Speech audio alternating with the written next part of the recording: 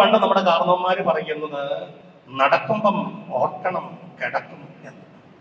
നടക്കുമ്പോൾ ഓർക്കണം കിടക്കുമെന്ന് പണ്ട് നമ്മുടെ കാരണവന്മാര് പറയുമായിരുന്നു. അതെ, അങ്ങനെ വ്യഗ്രത പിടിച്ച് ഓടി നടക്കുമ്പോൾ ഓർക്കുക നമുക്കെല്ലാവർക്കും ഒരു കിടപ്പുണ്ടെന്ന്. അതെ, ഒടുക്കത്തെ ഒരു കിടപ്പ്. കൈയൊക്കെ കൂട്ടിക്കെട്ടി, മൂക്കിനകത്ത് പഞ്ഞിയൊക്കെ വെച്ച്, കാലിന്റെ പെരുവരിലൊക്കെ കൂട്ടിക്കെട്ടി, നല്ല മനോഹരമായ വസ്ത്രങ്ങളൊക്കെ ധരിച്ച്, പെട്ടിക്കകത്ത് പൂക്കളാൽ അലങ്കൃതമായി ഒരു കിടപ്പുണ്ട്. പിള്ളേരൊക്കെ ഒത്തിരി പൗഡറൊക്കെ കോരിയിടും കേട്ടോ, പെർഫ്യൂമൊക്കെ ഇഷ്ടം പോലെ അടിക്കും. നമ്മൾ വിചാരിക്കും നമ്മളോട് സ്നേഹമുള്ളത് കൊണ്ടാണ്. അതെ, നമ്മളോട് പിള്ളേർക്ക് സ്നേഹമുള്ളത് കൊണ്ടാണ് പൗഡർ ഇടുന്നതും അതുപോലെ തന്നെ ഈ പെർഫ്യൂമൊക്കെ അടിക്കുന്നതും നമ്മൾ വിചാരിക്കും. പക്ഷെ അങ്ങനൊന്നുമല്ല കേട്ടോ. നാറാതിരിക്കാൻ, നമ്മൾ നാറാതിരിക്കാനാണ്, അവരെ നാറ്റിക്കാതിരിക്കാൻ വേണ്ടി അവര് ഒരു പ്രിക്കോഷൻ എടുത്തതാണ്. അതുകൊണ്ട് ഓർത്തോണം, മരിച്ചു കഴിഞ്ഞാൽ പിന്നെ നമ്മുടെ മക്കൾ പോലും നമ്മുടെ മേൽ പൗഡർ കുടഞ്ഞിടുന്നതും പെർഫ്യൂം അടിക്കുന്നതും പ്രേമം കൊണ്ടും സ്നേഹം കൊണ്ടും ഒന്നുമല്ല, നാറാതിരിക്കാൻ. ലോക ജീവിതത്തിൽ ജീവിക്കുമ്പോൾ തന്നെ നാറാതെയും നാറ്റിക്കാതെയും നീറ്റിക്കാതെയും നമ്മുടെ ജീവിതത്തെ ചിട്ടപ്പെടുത്തുവാൻ നമുക്ക് സാധിച്ചാൽ സ്വർഗത്തിൽ ചെല്ലുമ്പോൾ നമ്മൾ നാറാതിരിക്കും. അതുകൊണ്ട് നമ്മള് ഏത് സമയത്തും മരിക്കുമെന്നുള്ളൊരു ചിന്ത ഓടുകൂടെ ജീവിക്കുവാനും തമ്പുരാൻ വിളിക്കുമ്പോൾ ഈ മരണത്തെ പ്രത്യാശയുടെ ഒരു കവാടമായി കണ്ടുകൊണ്ട് കടന്നു ചെല്ലുവാനും ഇടയായിത്തീരും. മരണം എന്ന് പറയുന്നത് വളരെ സന്തോഷകരമായ ഒരു അനുഭവമായി നമുക്കൊക്കെ മാറുന്നു. ഞാൻ പലപ്പോഴും മരണ വീടുകളിൽ പറയാറുള്ളതാണ്. മരണമെന്ന് പറയുന്നത് നമ്മുടെയൊക്കെ ഒരു കുടുംബത്തിന്റെ മനോഹരമായ സന്തോഷ സാഹചര്യത്തിന്റെ വെളിച്ചത്തിൽ വേണം ചിന്തിക്കാൻ.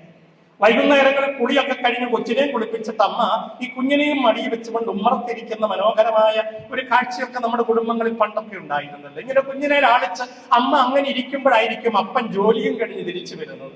ഈ കുഞ്ഞിന് വേണ്ടി കരുതിയിരിക്കുന്ന മിഠായിയോ മധുരപലഹാരമോ പുറകിൽ ഒളിപ്പിച്ച് വെച്ചിട്ട് അപ്പൻ ഈ കുഞ്ഞിനെ നോക്കും. അമ്മയും അതുപോലെ തന്നെ ഈ അപ്പനെ നോക്കും, ഇന്ത്യാനൊന്നും വാങ്ങിച്ചില്ലേ എന്നുള്ള മട്ടിൽ. കുഞ്ഞാകട്ടെ മിഴിച്ച കണ്ണുകളോട് അപ്പനെ ഇങ്ങനെ നോക്കിയിരിക്കുമ്പോൾ അപ്പൻ ഈ മിഠായി പൊതിയോ അല്ലെങ്കിൽ ഈ മധുരപലഹാര പൊതിയോ ഒന്ന് കാണിച്ചിട്ടതാ ഇങ്ങനെ ഒന്ന് കൈയടിച്ച പിന്നെ കുഞ്ഞ് അമ്മയെ വേണ്ട.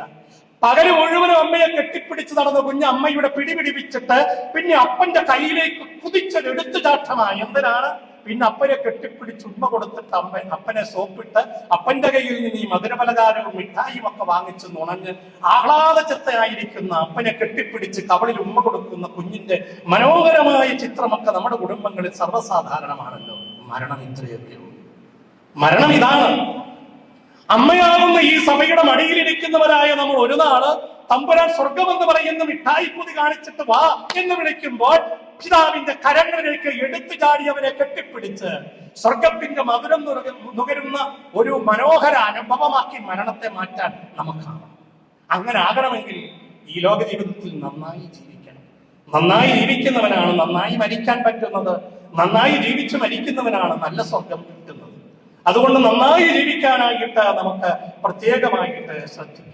ഇഹത്തിലെ ധനവും സുഖവും യശസ്സും ആഭിജാത്യവും ഒന്നുമല്ല വഹിച്ചുകൊണ്ട് പോകുകയില്ല മർത്യൻ അന്ത്യയാത്രയിലെന്ന് മേരി ബെനിഞ്ഞ് പാടുന്നുണ്ട്. പിന്നെന്ത് വേണം? അകന്ത കൊണ്ടഴുക്കു പെട്ടിടാത്ത പുണ്യമൊന്നുതാൻ മഹത്തരം പ്രയോജനം പരത്തിലും വരുത്തിടും. അഹന്തതയുണ്ടാതെ അഴുക്കുപെടാത്ത ഒരു പുണ്യമുള്ള ഹൃദയം, അതുമായി ജീവിച്ചാലാണ് ഇഹലോകത്തിലും പരലോകത്തിലും നമുക്ക് സ്വീകാര്യത ലഭിക്കുന്നത്. മനുഷ്യൻ നമ്മളെ മാനിക്കണമെങ്കിലും ദൈവം നമ്മളെ സ്വീകരിക്കണമെങ്കിലും അഹന്ത കൊണ്ട് അഴുക്കുപെടാത്ത ഒരു പുണ്യം, അശുദ്ധിയിലും ആസക്തിയിലും ആർത്തിയിലും അഹന്തയിലും അസൂയയിലും ഒക്കെ ജീവിക്കുന്ന നമ്മുടെ ജീവിതങ്ങളെ ഒന്ന് മാറ്റിമറിച്ചുകൊണ്ട് മരണമുണ്ട് എന്നൊരു അവബോധത്തോടു കൂടെ പോകാൻ നമുക്ക് വിശുദ്ധ ഫ്രാൻസിസ് അസീസി പറയുന്നുണ്ട്, മരണമേ സഹോദരി നീ വേഗം വരിക എന്നാണ് പറയുന്നത്. മരണമേ സഹോദരി നീ വേഗം വരിക. തന്റെ മരണത്തിന് തൊട്ട് മുമ്പ് ഫ്രാൻസിസ് അസീസി പറഞ്ഞു തന്നെ, എന്നെ പൂർണ്ണ നഗ്നനായിട്ട് ഒരു തുണി പോലും ഇല്ലാതെ വെറും മണ്ണിൽ കിടത്തണമെന്നാണ് പറഞ്ഞത്.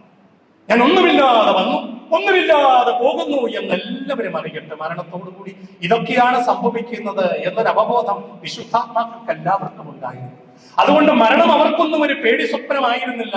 മരണം സ്വർഗീയ സന്തോഷം കിട്ടാനുള്ള ഒരു വാതിൽ കടക്കൽ മാത്രമായിട്ടാണ് അവർ കരുതിയത്. അതുകൊണ്ട് പ്രിയപ്പെട്ടവരെ, ഫ്രാൻസിസ് അസീസി പറയുന്നുണ്ട്, എനിക്ക് ജീവിതം എന്ന് പറയുന്നത് പച്ചവെള്ളം പോലെ, മരണമെന്ന് പറയുന്നതാകട്ടെ ലഹരി പിടിപ്പിക്കുന്ന വീഞ്ഞു പോലെയും